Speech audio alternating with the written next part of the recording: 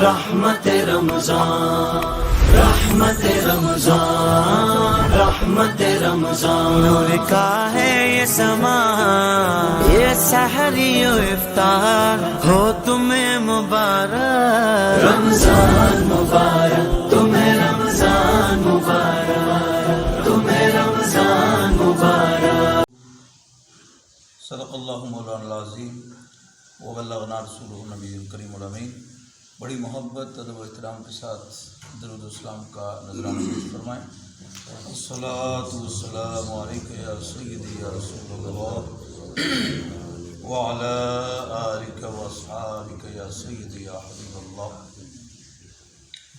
عزیزان گرامی کے اندر بزرگ اور دوستو، اللہ رب العزت کے فضل اور احسان کے ساتھ آج الحمدللہ رمضان المبارک کا تیسرا روزہ شروع ہے۔ دعا فرمائیں اللہ رب العزت ہمیں ادب و احترام کے ساتھ گزارنے کی ہمت اور توفیق نصیب فرمائے۔ عزیزان محترم، روزے کے متعلق بات کرتے ہیں کہ روزہ اللہ رب العزت نے فرض فرمایا اور اسلام کا ایک اہم رکن ہے۔ مسلمان کا ایمان یہ ہونا چاہیے کہ اللہ رب العزت کا جو بھی حکم ہے اس میں بہت زیادہ فوائد ہیں، اس میں کوئی نقصان نہیں ہے۔ فوائد ایک دو نہیں بلکہ بے شمار فوائد ہوتے ہیں اللہ رب العزت کے ہر حکم میں۔ تو روزے کے اندر بھی بے شمار فوائد ہیں۔ ان فوائد میں سے ایک فائدے کی ہم بات کرتے ہیں۔ ایک فائدہ روزے کا یہ ہے کہ روزہ انسان کے صحت مند ہونے کے لیے، انسان کو بیماریوں سے بچانے کے لیے روزہ ایک بہترین علاج ہے۔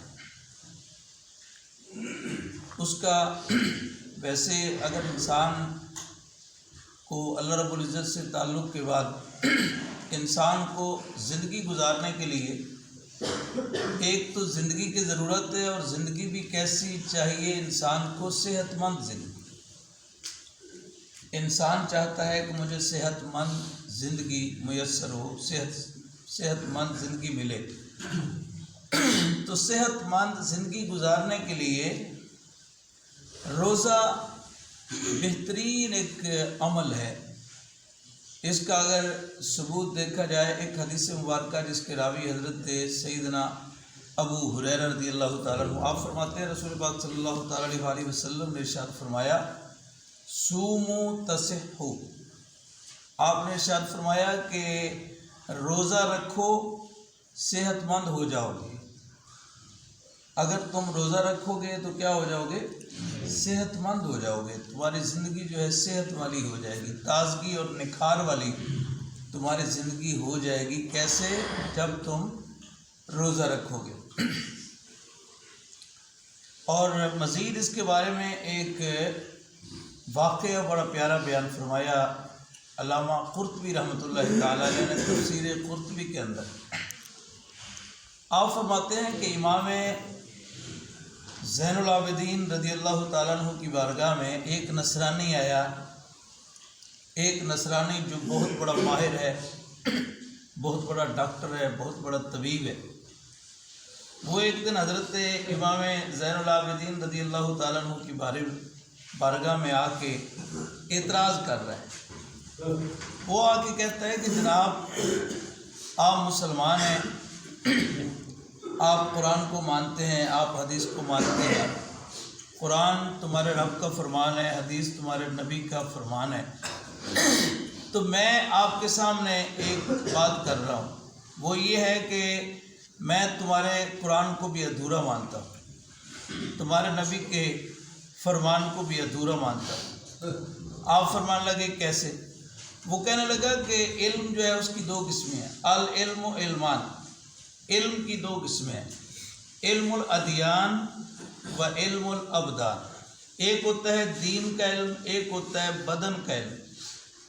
وہ کہنے لگا کہ تمہارے قرآن کے اندر دین کا علم تو موجود ہے، لیکن بدن کا علم جو ہے ہی نہیں۔ جس طرح آج کل دنیا دار لوگ جو ہیں وہ یہ سمجھتے ہیں کہ قرآن پاک کے اندر تو صرف نماز کی بات ہے، روزے کی بات ہے، حج کی بات ہے، زکوٰۃ کی بات ہے، بس صرف انہی دین کے معاملے میں قرآن پاک کے اندر موجود ہے، یا حدیث پاک میں صرف یہی چیزیں موجود ہیں۔ حالانکہ یہ بات نہیں ہے۔ ہمارا ایمان یہ ہے کہ قرآن پاک کے اندر زندگی کے ہر شعبے میں رہنمائی موجود ہے۔ زندگی کا کوئی شعبہ ایسا نہیں ہے جس کے بارے میں قرآن میں رہنمائی موجود ہو۔ صرف مسجد کے معاملات میں، سیاست کے معاملات، حکومت کے معاملات، ملک چلانے کے معاملات اور مکمل ہر شعبے کے معاملات قرآن پاک میں موجود ہیں۔ اگر ہمیں نہ پتہ ہو تو یہ ہم کہہ سکتے ہیں کہ ہمیں نہیں پتہ، ہم نے نہیں پڑھے، یا ہماری کم علمی ہے، ورنہ یہ نہیں کہہ سکتے کہ قرآن میں موجود نہیں۔ اللہ اکبر۔ وہ اسی طرح وہ کہتے ہیں تمہارے قرآن کے اندر علم الادیان تو ہے لیکن علم الابدان نہیں ہے، بدن کے علم کے بارے میں کوئی بات نہیں ہے، طب کے بارے میں کوئی بات نہیں ہے۔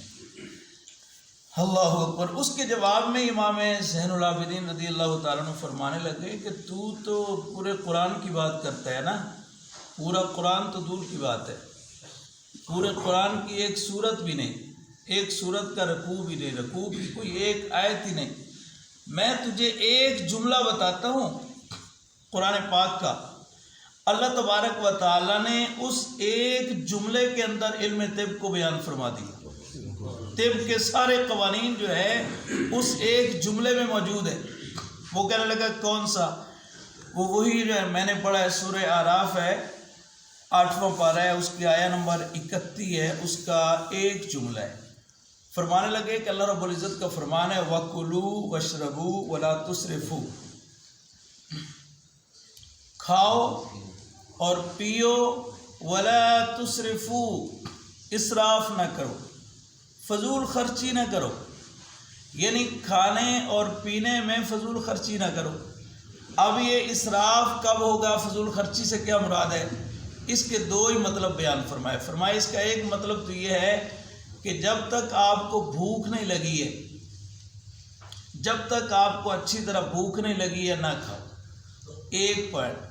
اور دوسرا اسراف کا معنی یہ ہے کہ جب آپ کا پیٹ بھر چکا ہے تو مزید نہ کھاؤ، یا پیٹ کو فل نہ کرو، یا کھاتے ہی نہ جاؤ۔ تو یہ بہترین اصول قرآن پاک میں بیان فرمایا گیا۔ طب کا بہترین اصول یہ ہے، آدمی کو بیماری کب لگتی ہے؟ معدے کی وجہ سے لگتی ہے۔ جب معدے کا نظام خراب ہو جائے تو بیماری لگ جاتی ہے، کئی بیماری لگ جاتی ہے۔ تو معدے کا نظام کب خراب ہوگا؟ جب بھوک سے پہلے کھاؤ گے یا زیادہ کھا جاؤ گے تو اس سے بیماری لگے گی۔ اللہ اکبر۔ فرمایا کہ اللہ رب العزت نے فرما دیا ہے کہ کھانے پینے میں اسراف نہ کرو۔ جب اس طریقے سے تم کھاؤ پیو گے تمہارا انہضام میں معدہ جو ہے وہ درست رہے گا۔ تو جب یہ انہضام کا نظام، معدے کا نظام درست رہے گا تو پھر بیماری کو لگے گی۔ تو وہ جب اس نے یہ بات سنی تو وہ کہہ گیا واقعی طب کی بات جو ہے قرآن پاک نے کی ہے۔ پھر کہتا ہے کہ تمہارے نبی نے کوئی بات نہیں کی ہے۔ تو اس کے جواب میں بھی حضرت امام زین العابدین رضی اللہ تعالیٰ نے جو فرمایا اس کا ایک مفہوم یہ تھا، علامہ قرطبی رحمۃ اللہ تعالیٰ علیہ نے فرمایا، جس کا مفہوم یہ بنتا ہے کہ نبی پاک صلی اللہ تعالیٰ علیہ وسلم نے ارشاد فرمایا کہ کسی برتن کو بھرنا اتنا برا نہیں ہے جتنا پیٹ کو بھرنا برا ہے۔ پیٹ جو ہے اس کے لیے چند لقمے کافی ہیں جو اس کی پیٹھ کو سیدھا رکھیں۔ تو یہ نبی پاک صلی اللہ تعالیٰ علیہ وسلم کا فرمان مبارک جو ہے، اس میں بھی آقا دو عالم صلی اللہ تعالیٰ علیہ وسلم نے طب کے اصول بیان فرمائے۔ تو نصرانی نے جب یہ بات سنی تو وہ بڑا حیران رہ گیا۔ وہ کہتا ہے ما ترک کتابکم ولا نبیکم لجالینوس شیئا۔ وہ کہنے لگا کہ تمہارے کتاب اور تمہارے نبی نے تو کوئی بات جالینوس کے لیے چھوڑی نہیں ہے، یعنی اتنی زیادہ طب اور حکمت۔ وہ حیران رہ گئے۔ ایک منٹ کی بات سنیں کہ نبی پاک صلی اللہ تعالیٰ علیہ وسلم کی بارگاہ میں ایک بادشاہ نے طبیب بھیجا، حضور کی خدمت میں بھیجا کہ تم نے جا کے حضور کی بارگاہ میں، یعنی ایک ہدیے کے طور پر بھیجا، تحفے کے طور پر بھیجا کہ تم حضور کی بارگاہ میں جاؤ، حضور کا کوئی غلام بیمار ہو جائے تو اس کا تم نے علاج کرنا ہے، بڑا وہ ماہر ہے، طبیب ہے۔ حضور کی بارگاہ میں آ گیا، اس نے 1 دن گزارا، 2 دن گزارے، 3 دن گزارے، کئی دن گزر گئے، لیکن کوئی آدمی بیمار ہی نہیں ہو رہا۔ تو ڈاکٹر کو کیا انتظار ہوتا ہے؟ کوئی بیمار ہو جائے، کوئی مریض ہو، میں اس کا علاج کروں، طبیب یہی چاہتا ہے، لیکن وہ انتظار کر رہے، کوئی بیمار نہیں ہو رہا، کئی دن گزر گئے۔ تو جب کوئی بیمار نہ ہوا تو وہ حضور کی بارگاہ میں حاضر ہو کے ادب سے عرض کرنے لگا، حضور مجھے اجازت دے، میں چلا جاتا ہوں، اس لیے میرے آنے کا مقصد تو تھا نا بیماروں کا علاج کرنا، بیمار کوئی ہوتا ہی نہیں ہے۔ یعنی وہ پوچھنا بھی چاہ رہا تھا کہ ان کے صحت مند ہونے کی نشانی کیا ہے، وجہ کیا ہے، حکمت اور راز کیا ہے۔ تو اس کے جواب میں رسول پاک صلی اللہ تعالی علیہ وسلم نے 2 باتیں ارشاد فرمائی کہ ان کے صحت مند ہونے کا راز یہ ہے، ایک تو یہ بھوک سے پہلے کھاتے نہیں، جب تک ان کو اچھی طرح بھوک نہ لگ جائے تو یہ کھاتے نہیں۔ دوسرا راز یہ ہے کہ جب یہ کھانا کھا رہے ہوتے ہیں پیٹ بھرنے سے پہلے ہی بند کر دیتے ہیں۔ تو وہ کہنے لگا ہاں بالکل، اگر کوئی آدمی اسی عمل پہ پیرا کار ہو جائے، اسی عمل پہ کار بند ہو جائے، اسی پہ عمل کرتا رہے تو یقیناً اسے کوئی بیماری نہیں لگے گی، اس کا معدے کا نظام جو ہے وہ درست رہے گا۔ تو یہ سارے فوائد جو ہیں روزے کے اندر موجود ہیں، اور مسلمان کو ہر سال یہ پوری اس کو ٹریننگ کرائی جاتی ہے۔ تو ایسے سمجھو کہ یہ معدے کے نظام کو صحیح رکھنے کے لیے اللہ رب العزت نے روزہ فرض فرمایا ہے۔ تو یقیناً روزہ جو ہے آدمی کو کئی بیماریوں سے بچاتا ہے۔ دعا کریں اللہ رب العزت ہمارے دلوں میں حضور کی محبت و غلامی نصیب فرمائے، ایمان کی سلامتی نصیب فرمائے۔